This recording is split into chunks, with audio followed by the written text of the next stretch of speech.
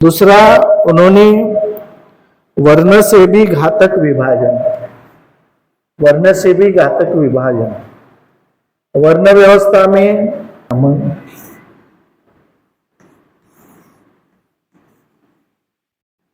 क्षत्रिय,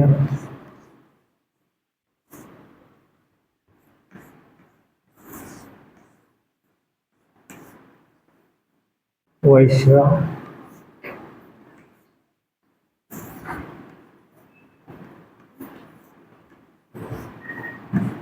और शूद्र, ये चार वर्ण है। यह समाज को उन्होंने, समाज एक था, उन्होंने चारों वर्ण में समाज को बांट दिया, चार टुकड़ों में बांट दिया। तो बाबा साहब अंबेडकर क्या कहते हैं कि वर्ण से घातक क्या है? जाति व्यवस्था है, जाति व्यवस्था इससे ज्यादा घातक है। पहले इन्होंने वर्ण व्यवस्था बना करके हमारे ऊपर राज किया, वर्ण व्यवस्था बना करके हमारे पे राज किया पहले। फिर उनको लगा कि इससे ये शूद्र बड़ा है,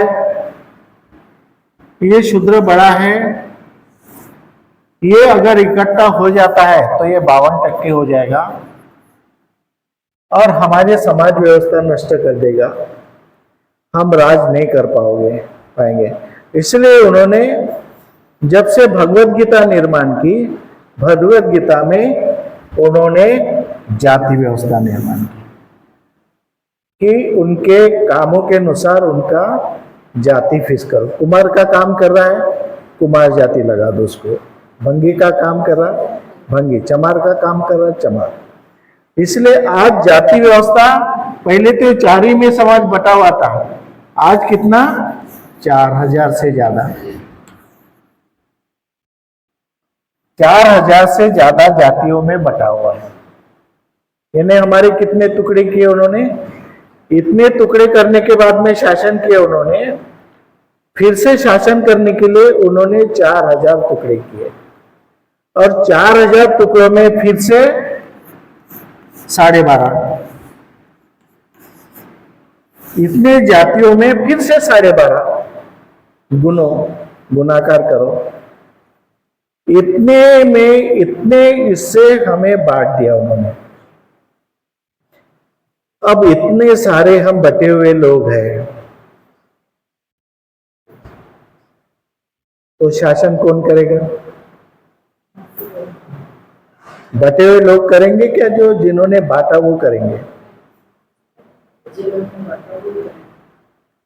जिन्होंने बांटा वो ही करेंगे। आज इस तरह से जब इनको लगा कि इनको हमने बांट दिए, अब उनको ये भी लगा कि अगर ये भी एक हो गए, सब जाते अगर इकट्ठा हो जाते तो हमारे पे शासन फिर कर सकते हैं। फिर इन्होंने क्या किया? इनको एक करने के लिए हिंदुत्व का नारा दिया।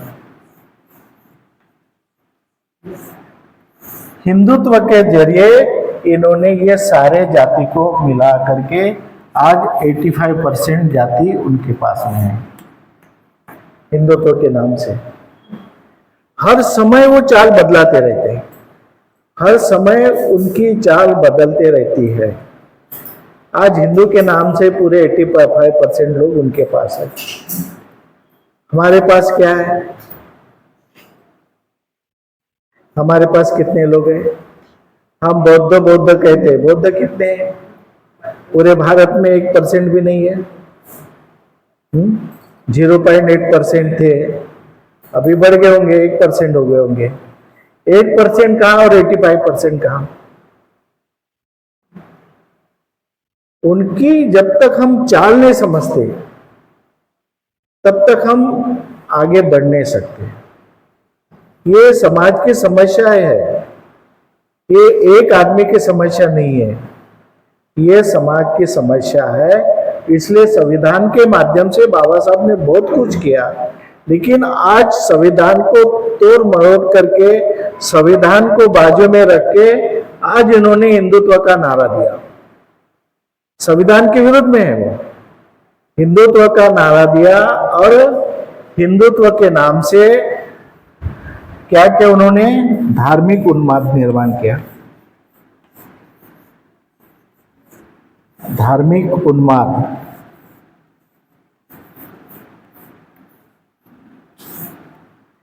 धार्मिक उन्माद कि गर्व से कहो तो हम हिंदू हैं। आज आदिवासी भी उसके पास खाने के लिए कुछ भी नहीं होगा, लेकिन वो कहेगा कि गर्व से मैं हिंदू हूं। ये महार, ये क्या महार है? चाहे बड़ी बिल्डिंग भी हो, ये महार है, मैं हिंदू हूं। आज गाड़ी पे लिखा रहता है हिंदू, इतनी बढ़ गई, गाड़ी पे लिखा रहता है ब्राह्मण, गाड़ी पे लिखा रहता है हिंदू। आज ऐसी परिस्थिति हो गई कि धार्मिक उन्माद निर्माण हो गया है।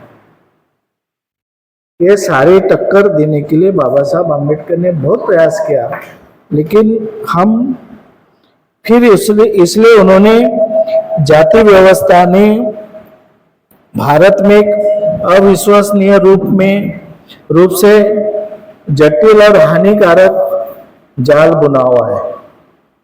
जातिवाद उन्होंने जाल बुना हुआ है। प्राचीन वर्ण व्यवस्था जिसमें सीमित श्रेणियां थी, जाति व्यवस्था में सीमित श्रेणियां थी, यानी 4-5 श्रेणियां थी, फिर भी एक भिन्न आयाम रखती थी, फिर भी वो एक अपना वर्चस्व स्थापित किया हुआ था। परंतु जातियां की अनगिनत उपजातियों ने समाज को असंख्य टुकड़ों में बांट दिया है, असंख्य टुकड़ों में हमें बांट दिया है। इससे भी अधिक विध्वंसक है जाति जाति के बीच संघर्ष है। बाबा साहब आम्बेडकर क्या कहते, इससे भी ज्यादा विध्वंस है जाति जाति में संघर्ष। ठीक है, जाति जाति होती तो ठीक है, लेकिन जाति विरुद्ध जाति निर्माण हुई, ये जो और ज्यादा खतरा निर्माण हो कि जाति जाति के विरुद्ध संघर्ष उन्होंने खड़ा कर दिया। इतना खड़ा किया भारत में, एक जाति के विरुद्ध दूसरी जाति, जाति जाति के विरुद्ध, यानी पहले जाति व्यवस्था, फिर जाति व्यवस्था में फिर उपजाति व्यवस्था, उसके बाद में जाति जाति में झगड़े लगाया और फिर हिंदुत्व बन के उनमें धार्मिक उन्माद निर्माण किया। इतनी सारी पॉलिसी उनकी है।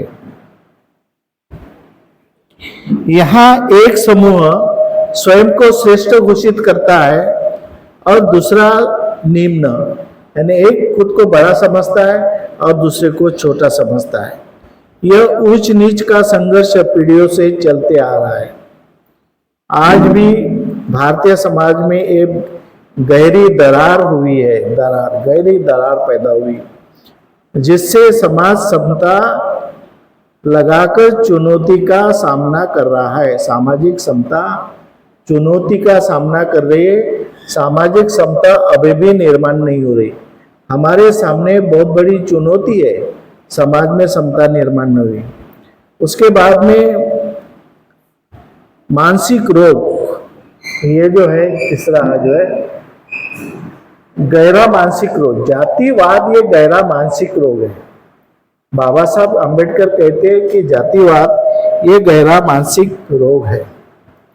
बाबा साहब ने जातिवाद के विरुद्ध में सशक्त कानून और संवैधानिक प्रावधान करने में अग्रणी भूमिका निभाई। हालांकि वह यह भी समझते थे कि जाति व्यवस्था केवल एक कानूनी समस्या नहीं है। बाबा साहब आम्बेडकर समझते हैं यह एक गहरा मानसिक रोग है। जाति व्यवस्था ये गहरा मानसिक रोग है जो लोगों के जहन में घर घर कर गया। ये मानसिक रोग प्रत्येकाच्या मनामध्ये शिरला है। घर घर हर एक के मन में जगह बना दिया जातिवाद ने। इतना बड़ा रोग है ये, हर एक के मन में जातिवाद है। हर व्यक्ति जन्म के आधार पर अपनी जाति से जुड़ता है। इसके जन्म के, माझा जन्म माझी जाती झाला, माझा जन्म तेली जाति ज्यादा, जाति से जोड़ता है, अपने जन्म से जोड़ता है हर आदमी। उसी पूर्व धारणा के आधार पर दूसरों का मूल्यांकन करता है। जाति के आधार पर दूसरे का मूल्यांकन करता है कि ये नीच जाति में पैदा हुआ, मैं ऊंचे जाति में पैदा हुआ। जाति के आधार पर मूल्यांकन हो रहा है। यह गहरा चाल इतना सशक्त है कि तोड़ना असाधारण रूप से कठिन है। ये जाल इतना गहरा है जाति का कि इसको तोड़ना कठिन हो गया है। ज्योतिबा फुले, छत्रपति शाहू महाराज, स्वयं बाबा साहब जैसे महान समाज सुधारकों ने इन समस्या के समाधान के लिए अथक प्रयास किए, लेकिन वांछित सफलता आज भी एक दूसरे की कोडी में बनी हुई है। आज भी पूरी तरह से हमें सफलता नहीं मिली। हमारे महापुरुष आए, उन्होंने कार्य किया, लेकिन समस्या पूरी नहीं हुई। आज भी समस्या वैसी बनी हुई है। उसके बाद में है जाति मुक्त समाज का प्रकाश स्तंभ। बुद्ध धम्म ये जो दिया है वो मुक्त समाज का प्रकाश स्तंभ है। इन विकट चुनौती का सामना करने के लिए बाबा साहब ने एक ऐसा मार्ग का चुनाव किया जहां जाति का कोई अस्तित्व न हो। बुद्ध धम्म दिया हमें, इसलिए दिया कि यहाँ पे जाति का अस्तित्व न हो, लोग आपस में मिलजुल के रहे। जाति के आधार पर, जन्म के आधार पर किसी का अपमान न हो, किसी के बारे में कोई असमानता न हो। इसलिए उन्होंने बौद्ध धर्म को केवल एक धार्मिक पंथ के रूप में नहीं, उन्होंने बुद्ध धर्म को एक धार्मिक पंथ के रूप में नहीं, बल्कि मानवतावादी दर्शन के रूप में अपनाया। बुद्ध धर्म को मानवतावादी दर्शन, बुद्ध धर्म ये सादा धम्म नहीं दिया बाबा साहब ने, एक पंथ करके नहीं दिया, एक मानवतावादी तत्वज्ञान। बुद्ध धम्म यानी एक मानवतावादी तत्वज्ञान के रूप में दिया है हमें, मानवतावादी तत्वज्ञान, मानवतावादी।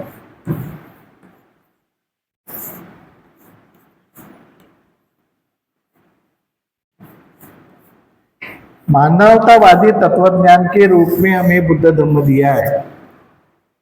इसको आप पूरी तरह से समझ लो कि बाबा साहब ने बुद्ध धम्म हमें क्यों दिया, काय के लिए दिया। बाबा साहब ने जिस मकसद से हमें बुद्ध धम्म दिया वो एक मानवतावादी तत्वज्ञान के रूप में दिया। बुद्ध धम्म का जो मुख्य उद्देश्य था कि मानवतावादी तत्वज्ञान की समाज में स्थापना करना। मानवतावादी तत्वज्ञान का मतलब है कि समाज में नैतिकता निर्माण करना, समाज में समता, स्वातंत्र, बंधुभाव, न्याय, मैत्री की भावना समाज में निर्माण करना। अपने समाज में नहीं, बल्कि हमें दूसरे समाज में भी जाकर उनके साथ मैत्री भाव निर्माण करना पड़ेगा, तभी मानवतावादी मूल्यों को हम स्थापना कर सकेंगे। एक ही जाति में हम स्थापना करेंगे तो एक ही जाति से बढ़कर हम आगे नहीं बढ़ेंगे, और एक ही जाति में हम काम करेंगे तो वो जाति अल्पसंख्यक जाति में जाने जाएंगे। जैसे महार समाज में हम काम करेंगे तो महार समाज कितने परसेंट है उतना परसेंट जुड़ जाए, दूसरे तक हम पहुंच नहीं पाएंगे। इसलिए ये एक मानवतावादी दर्शन के रूप में बाबा साहब आम्बेडकर ने हमें धम्म दिया है। उनका मानना था कि जब किसी विचारधारा को केवल धर्म का लेबल लगता है, जब किसी धार्मिक विचारधारा को धर्म का लेबल लगता है तो उसे कर्मकांड, अंधविश्वास और चमत्कारिक शक्तियों का प्रभाव हावी हो जाता है। जब तुम बुद्ध धर्म को रिलीजन करके आज पूरे दुनिया में बुद्ध धर्म को मान रहे कि कैसे रिलीजन करके, बाबा साहब ने बुद्धायन धम्मा में भी लिखा है कि पूरे भारत को छोड़ करके बाकी देशों में बुद्ध धर्म को धम्म नहीं कहते, रिलीजन करते, धर्म करते। तो बाबा साहब आम्बेडकर कहते हैं कि जहाँ पे धर्म शब्द आया वहां पे चमत्कारिक अलौकिक शक्तियां जो आई, जहां पे तुमने धर्म इस्तेमाल किया वहां पे सभी अंधविश्वास चमत्कारिक शक्तियां आए। भारत से नहीं आएंगे तो दूसरे देशों से आएंगे, दूसरे देशों से नहीं आएंगे तो दूसरे धर्मों से आएंगे, क्योंकि दूसरे भी इस्लाम भी धर्म चाहिए, हिंदू भी धर्म है। इसलिए बाबा साहब आम्बेडकर ने बुद्ध के विचारधारा को धर्म की विचारधारा से अलग निकाल करके एक विचारधारा निर्माण की, उसको बाबा साहब ने धम्म कहा। इसलिए उन्होंने अपने विचारधारा को बुद्ध का धम्म नाम दिया, जिनका लक्ष्य है एक जातिविहीन तर्कसंगत और नैतिक समाज का निर्माण करना। हमारा जो काम है एक नैतिक समाज, जाति विहीन समाज, तर्कसंगत समाज, ऐसा समाज हमें निर्माण करना है।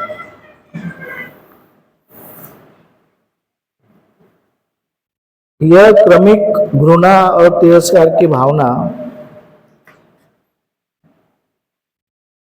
क्रमिक घृणा और तिरस्कार की भावना समाज में समन्वय और मैत्री की जड़मूल से नष्ट कर देती है। जो आपस में हमारे समाज में जो तिरस्कार है, द्वेष है, ये समाज में मैत्री भावना निर्माण नहीं होने देती है। हमारे दिल को पवित्र करना पड़ेगा, दिल को साफ करना पड़ेगा। जो आपस में द्वेष है, तिरस्कार है आपस में, वो सब हमें निकालना पड़ेगा। कोई भी हालत में ये सारी चीजें निकालना पड़ेगा। जब तक हम द्वेष, तिरस्कार, ये भावना, अंधश्रद्धा, अंधविश्वास ये मन से निकालेंगे नहीं, तब तक हमारे आपस में समन्वय हम स्थापित नहीं कर सकेंगे। ऊपर से नीचे की ओर अवज्ञा और तिरस्कार का प्रभाव और नीचे से ऊपर की ओर कटुता का प्रतिभाव, यह सतत संघर्ष समाज में कभी शांति स्थापित नहीं करने देता है। जो ऊंच नीच की भावना है, श्रेष्ठ कनिष्ठ की भावना है, तिरस्कार और द्वेष की भावना है, ये समाज में कभी शांति स्थापित नहीं होने देगा, ये कभी भी होने नहीं देगा। तो समता के मार्ग में सबसे बड़ी बाधा है, यह समता के मार्ग में सबसे बड़ी बाधा है। अंबेडकर का कहना या विचार यह था कि यदि असमानता सरल होती, यानी केवल भिन्नता होती, तो उन्हें हर हाल हल किया जा सकता था, परंतु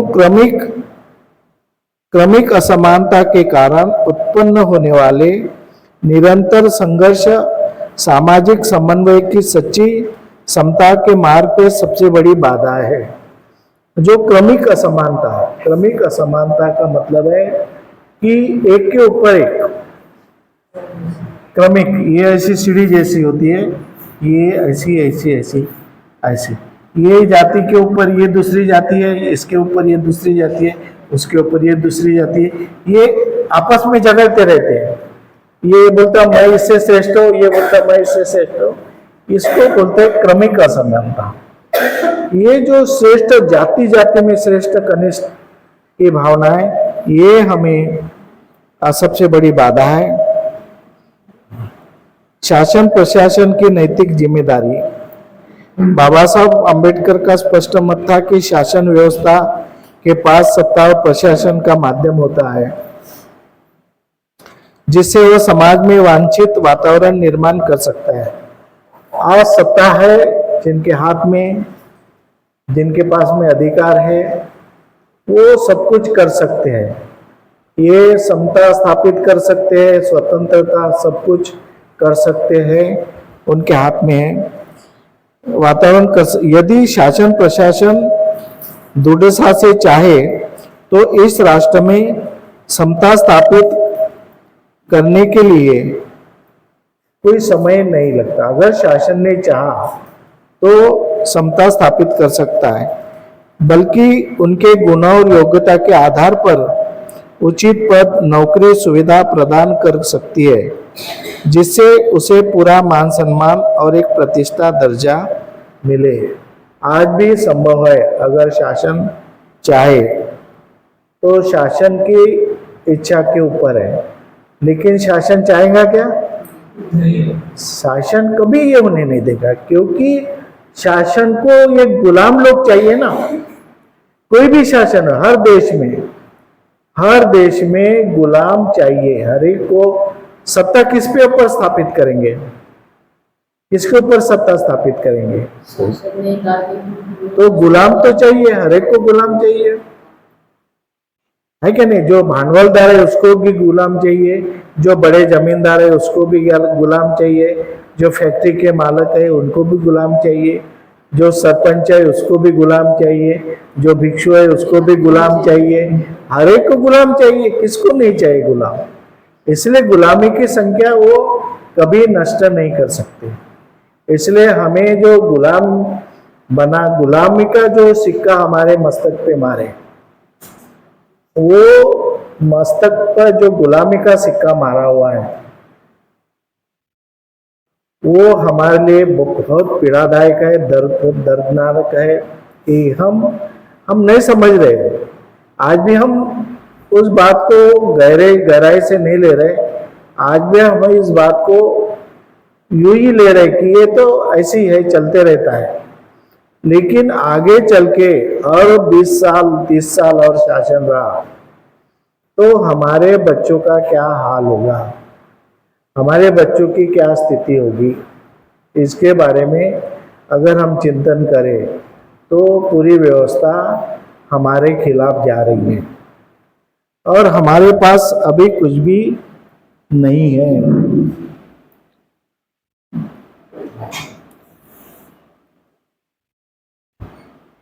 बाबा साहब का स्पष्ट मत था कि शासन व्यवस्था के पास सत्ता और प्रशासन का माध्यम होता है, जिससे वह समाज में वांछित वातावरण निर्माण कर सकती है।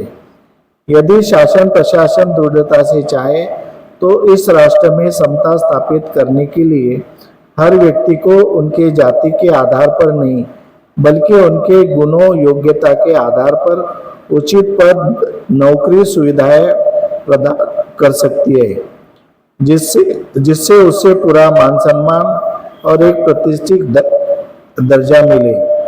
यह आज भी संभव है, परंतु इसके लिए सरकार को इस समस्या को अपनी प्राथमिकता बनाना होगा और पूरी एकाग्रता से इस कार्य पर करना होगा। यदि ऐसा होता तो क्रमिक असमानता को बहुत कम समय में दूर किया जा सकता है। लेकिन यदि शासन प्रशासन इस मौलिक समस्या को की अनदेखी करता रहेगा तो यह पीड़ा कई पीढ़ियों तक समाज को जकड़े रहेंगी। समाज सुधारक और बौद्धिक नेतृत्व का आह्वान। इस विकट परिस्थिति में हम सच्चे समाज सुधारक की आवश्यकता है, जो समाज में व्याप्त जाति व्यवस्था, क्रमिक असमानता और भेदभाव की जड़ से मिटाने के लिए जन जागरण कर सके। शासन प्रशासन को भी अपनी संवैधानिक और नैतिक जिम्मेदारी समझनी होगी और इसे दूर करने का संकल्प लेना होगा। बाबा साहब आम्बेडकर के विचारों पर आधारित एक समतामूलक समाज तभी सफल होगा जब हम उसकी नीतियां और दर्शन को जातिगत पूर्वग्रहों पे परे जाकर स्वीकार करें। यह दुर्भाग्यपूर्ण है कि आज भी कुछ लोग बाबा साहब का मूल्यांकन भी उनके जाति के आधार पर करते हैं। ये आज भी बाबा साहब आम्बेडकर का मूल्यांकन बाबा साहब के जाति के आधार पर करते हैं। बहुत से लोग बाबा साहब को इसलिए नहीं मानते कि बाबा साहब अम्बेडकर की जाति छोटी जाति थी, महार जाति में थे करके आज भी समाज में बाबा साहब का तिरस्कार किया जाता है। हमें यह जिससे उनके वास्तविक सार्वभौमिक विचारों का समझने में बाधा उत्पन्न होती है। हमें यह समझना होगा कि क्रमिक असमानता जैसी समस्या को दूर करके ही हम समाज में समता, स्वातंत्र, बंधुत्व और न्याय की भावना निर्माण कर सकते हैं।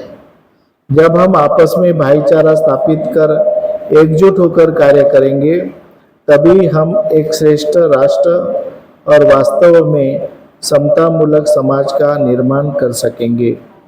यही हमारे लिए सबसे बड़ी आवश्यकता है, ताकि इस क्रमिक असमानता के अभिशाप से समाज को शीघ्रता से मुक्त किया जा सके। तो ये चुनौतियां हैं कि हमारे सामने बाबा साहब अम्बेडकर को इस प्रयास से आंशिक सफलता तो मिली, लेकिन अपेक्षित परिणाम आज भी पूरी तरह से नहीं दिखाई देते। इसका एक कारण यह भी है कि कुछ लोग बुद्ध के धम्म को एक पारंपरिक धर्म के रूप में देखने लगे हैं, जिससे अन्य धर्मों की तरह इसमें भी अंधविश्वास को पनपने का खतरा बढ़ गया है।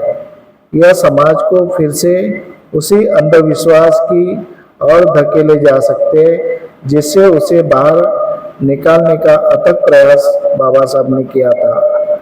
इसलिए इस गहरी सामाजिक समस्या को जड़ से खत्म करने के लिए हम सभी को एकजुट होकर प्रयास करना चाहिए। हमें जाति व्यवस्था के इस जटिल जाल से बाहर निकलकर वास्तविक में एक समतामूलक समाज व्यवस्था का निर्माण करना होगा, जहाँ पे प्रत्येक व्यक्ति की गरिमा, उससे गुणों की पहचान होगी।